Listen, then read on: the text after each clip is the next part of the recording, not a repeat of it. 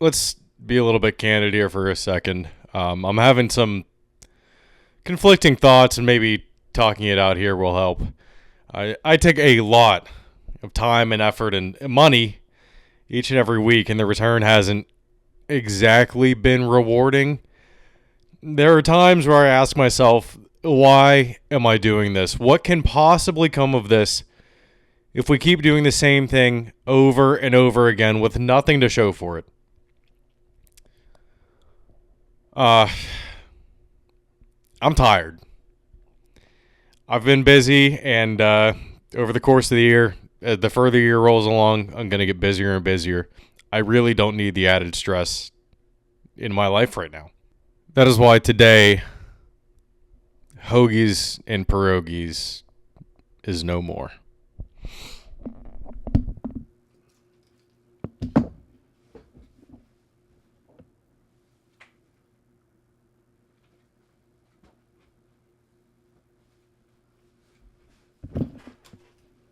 Because this is now chowder and powder. Let's go. I am denouncing my Pirates fandom and adopting the Boston Red Sox as the team that I choose to follow in baseball until Bob Nutting sells the team. Enough is enough. This is episode 154 of Hoagies and Pierogis. Let's get into it. Recorded in central Pennsylvania in front of a live studio audience with your host Ian DiCarlo, this is Hoagies and Pierogis.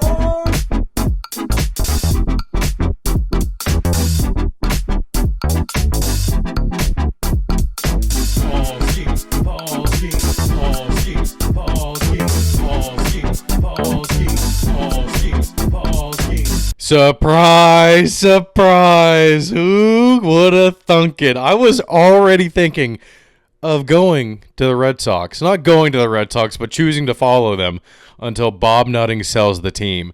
Cherington should have been gone when Derek Shelton was gone. It just shows that Nutting is not serious about this at all, and he just wants to... I don't even know what he wants to prove. I have no clue. Just sell the goddamn team. So, with the Red Sox, the connection with the Patriots was obvious. And it's the team that drafted my character in the Road to the Show series. But what really tipped the scale was the green Monster City Connect jerseys. This really gives me hope for the Patriots rivals Connect jerseys. Oh my God, these are amazing. This should have been what the first ones were. These are awesome. They're just clean. The green is just a classic green. It almost reminded me of like the Masters jacket from in golf. In the accents, like the green and red lights down here that are the 4 balls, 3 strikes, 3 outs. And the yellow number, which I don't have, I didn't get mine, is just clean. I'm going to have to make my way up to a Red Sox game this year. Stupid fucking ad block. Are you kidding me? Ad block just fucking popped up. Because I'm sure that I can get the City Connect numbers pressed on of whoever I want. I couldn't decide if I was going to go with our king, Jaron Duran, or Tristan Casas, who immediately was the star of the Clubhouse series on Netflix, who I fell in love with right away. Maybe a Garrett Crochet, maybe a throwback Chris Sale, maybe a David Ortiz. I have no idea what to go with. So we'll see. And let's stick on the Red Sox for a second, why don't we? Walker Buehler got tossed in the 3rd inning, and they still won the game 2-0. That would have been a death sentence for the Pirates. Buehler responded to a fan on Twitter talking about Lindor immediately wanting him ejected, and he said, "I wouldn't want me out there either. Sad thing is the bullpen is full of fucking animals. Tough choice." That is aura. That is what we want. I mean, there are so many good personalities. Duran, Casas, I like Brian Bello in this series. Obviously, Rafael Devers. I mean, everyone. Alex Bregman, Marcelo Mayer, Christian Campbell, everyone coming up. Roman Anthony. I mean, it's kind of an exciting team to be thinking about in the future. But let's go to the Pirates. Last week, they played the Phillies, and the Phillies broadcast did a poop memorial. I was in tears. That was so funny. Before we continue with this telecast, we have to address what is on everybody's minds and hearts. July 29th, 2022, our beloved scorebook first lit up the screens here with Phillies television. It was more than just a scoreboard. It was a legend, an unforgettable icon, Its name, once met with chuckles, quickly became synonymous with good times and fierce rivalries. As the final out arrives on its bright and brilliant run, it will be missed. Gone, but never forgotten. But they got swept in the series, even with Skeen's first complete game. And they wasted it, losing 1-0. Of course, Skeens allowed one run the whole damn game, win 8 innings, and the Phillies didn't bat in the bottom of the 9th because they were up 1-0. Fuck off. Absolutely fuck off. Fire Charrington. I really didn't even want to mention it, but it has gained way too much traction in the past week. No, the Pirates should not trade Paul Skeens, even though he did look pretty damn good in this City Connect jersey that I saw him photoshopped in on Instagram. The trade package would be astronomical, like top 5, maybe top 10 if it's a worse farm team from the farm, and one of the better established hitters that's on the major league team of whichever team trades for him. That's just what it would be. Even in 3 years, if he stays healthy, the package would probably be top 3 to 4 and a top major league hitter. So that package is not much different, and it would just be like diminishing returns if you did it now. What do you do with even 6 prospects? You have to make room for them somewhere, and that means getting rid of your lottery tickets for more lottery tickets. It would not make any sense to pull the trigger now. At least 4 years is kind of what's been established with previous homegrown Pirates pitchers. Jameson Taillon stayed here 4 years, and then even Garrett Cole made it 5 years. So the precedent is kind of set there. I mean, there would actually be riots, not just fans leaving the team, riots in the streets of Pittsburgh on the North Shore. So the news also broke that Jared Jones did indeed have Tommy John surgery on Wednesday morning. Actually, in the tweet, it didn't say Tommy John, it said elbow surgery, and they usually do specify. So I wonder if this is like an experimental procedure. Did he have something done? I don't know. It said the rehab time is 10 to 12 months, which might be a little bit shorter than traditional Tommy John, which I think is like 12 to 16 months. But we'll see. I mean, this is just great. It really is just one thing after another with this fucking team, man. Good riddance, Pirates. Jared Jones actually does look like he could be Derek Carr's brother, oddly enough. And then, Emmanuel Valdez also had surgery for when he slid into third. His shoulder was really fucked up, and he had to call time for a reason. That just sucks. They're sitting at 17-33. They just won 2 games against the Reds today on Wednesday. They won their afternoon game, so good for them. But yeah, the Pirates weren't the only ones to fire their manager. In the past week, the Rockies and Orioles both dismissed theirs after horrible starts for both teams. 7-33 for the Rockies, 15-28 for the Orioles, and the Pirates got rid of Shelton at 12-26. Let's see who has the best winning percentage moving forward. I think that's a fun game to have. The Orioles are projected for 70 wins, the Pirates for 65, and the Rockies for 50.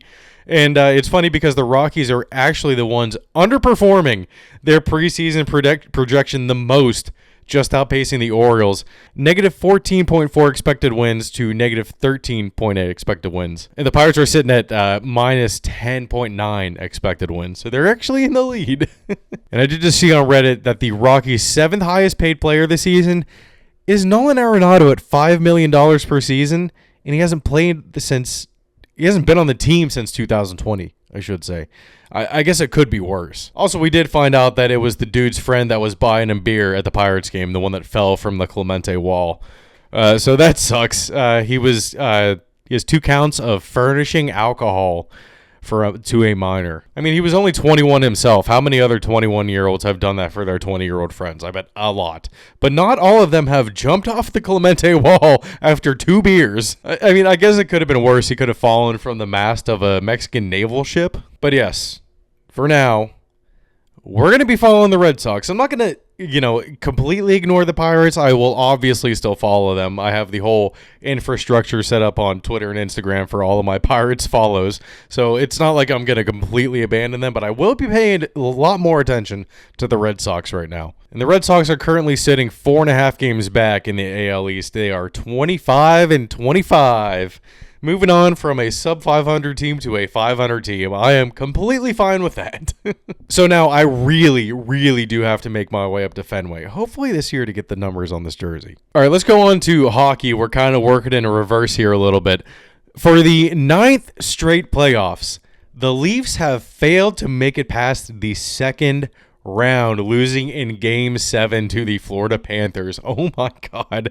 No, Leafs fans do not have it as bad as Pirates fans. You've made the playoffs for 9 straight years. 9 straight years that the playoffs would not make me jump ship like I am with the Pirates. They forced my hand, and I did a reverse 1.5 somersaults with 4.5 twists off the plank, throwing up the middle finger to Bob Nutting all the way down. And then we'll go from one sport that allows fights to another sport that will probably have plenty more.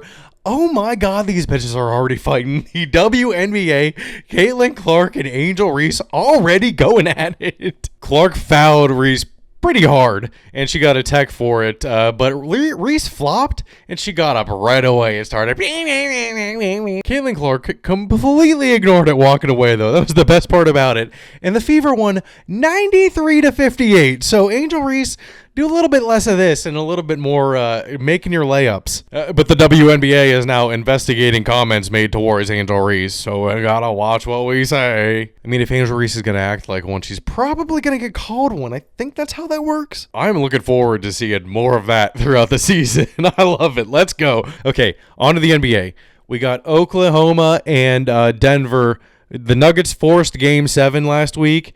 And I was like, oh my God, Carl Tart was right on the casuals. It was almost rigged. But no, SGA had 35 points and checked out of the Game 7 with 7 minutes and 40 seconds left to go. And they were up by 38. It was 114-76 at that point, and OKC ended up winning 125-93. So that was on Sunday, but on Friday night, the Knicks eliminated Boston. I mean, Boston, obviously. They were just emotionally drained probably from giving it their all in Game 4, or from giving it their all in Game 5.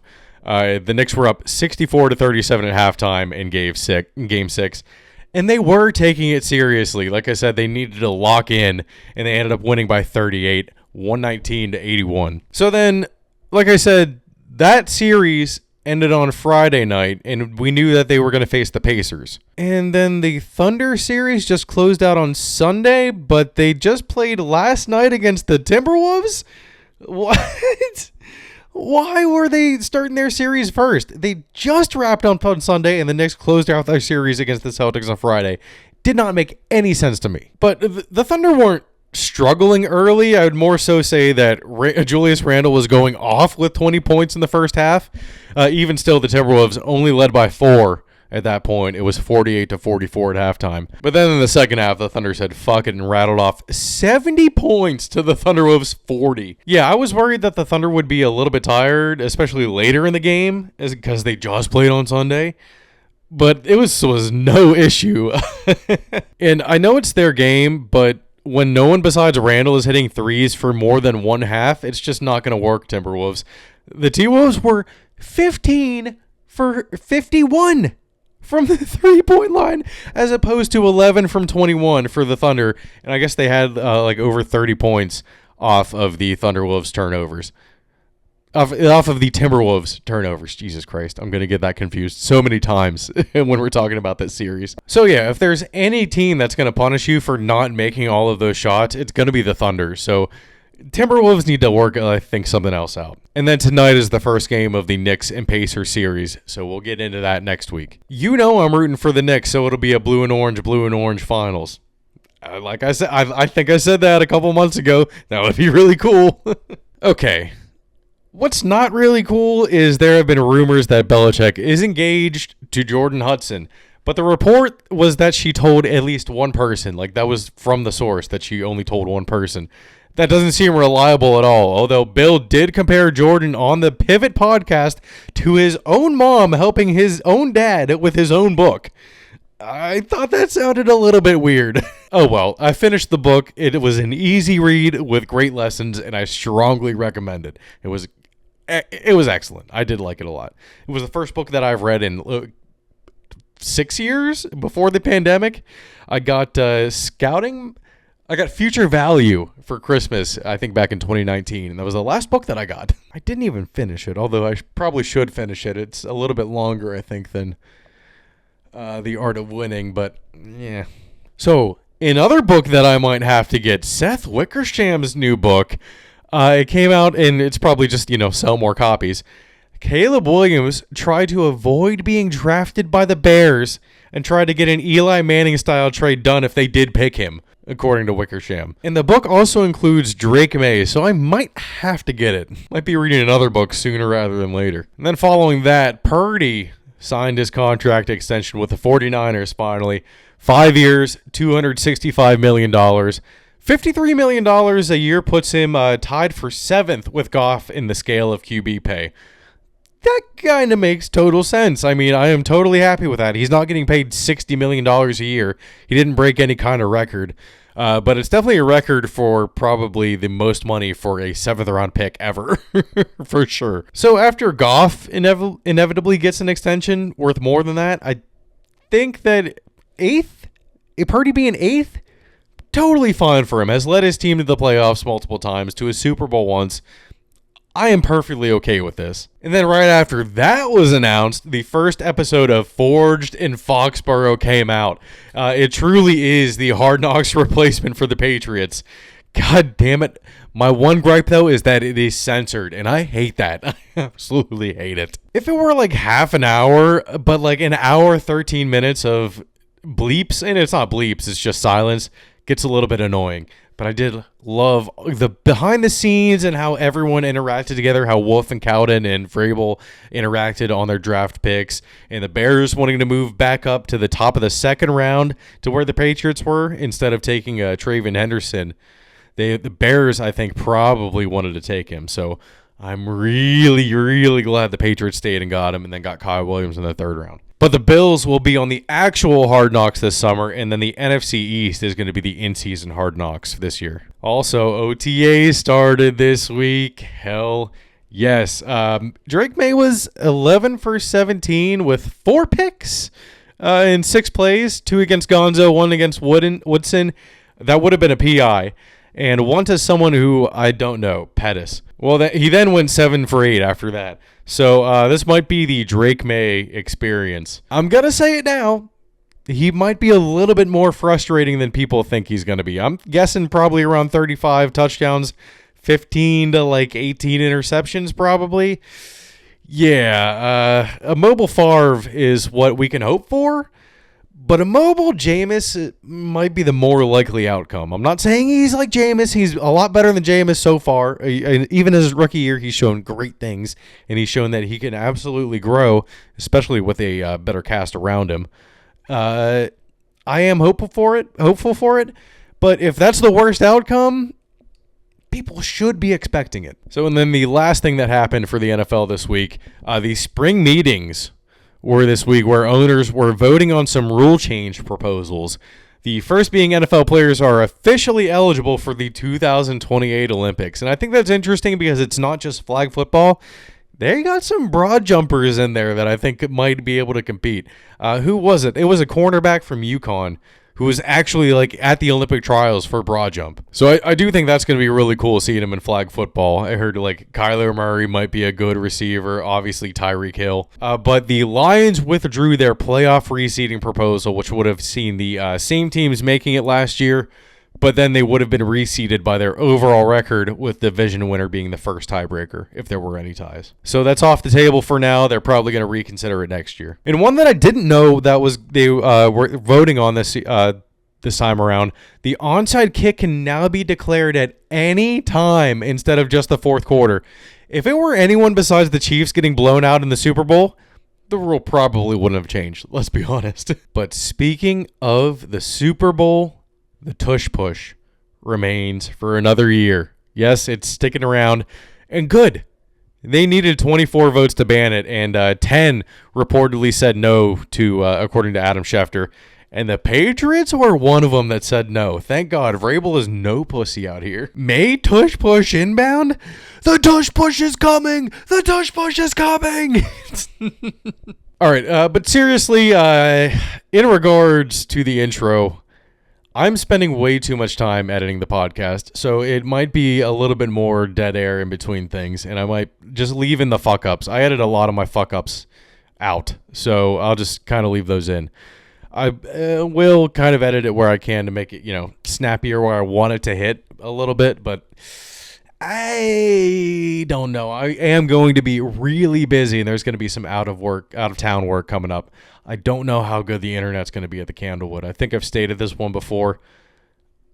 I was not uploading the podcast then, though, so yeah, we're really going to have to wait and see what's going on. Might have to record on Sunday and then or maybe Friday afternoon and then upload it on Saturday. I don't know. We'll figure it out, especially with college football. I don't want to do that. I don't know. We'll see. We'll figure it out. We'll cross that bridge when we come to it. Please check out the MLB The Show 25 Road to the Show GOAT series. Been having a hell of a time in that. I think we are almost to the majors, which is the main reason that I actually got the hat, not because I'm switching over fandom. But it's going well. We have an under 3 ERA right now in AAA. We're a 74 overall. I think we need to be at least a 76 to get that call up. We're sniffing it. I can smell it. We are right there. But yes, everybody, please leave a like, comment, and subscribe to the YouTube channel. Hoagies and Pierogis is available wherever you listen to podcasts, Spotify, Apple, etc. I still didn't check on Apple. Follow us on Instagram and TikTok for clips throughout the week. And we'll leave you with this. Munch. Recorded in central Pennsylvania in front of a live studio audience with your host, Ian DiCarlo. This is Hoagies and Pierogis.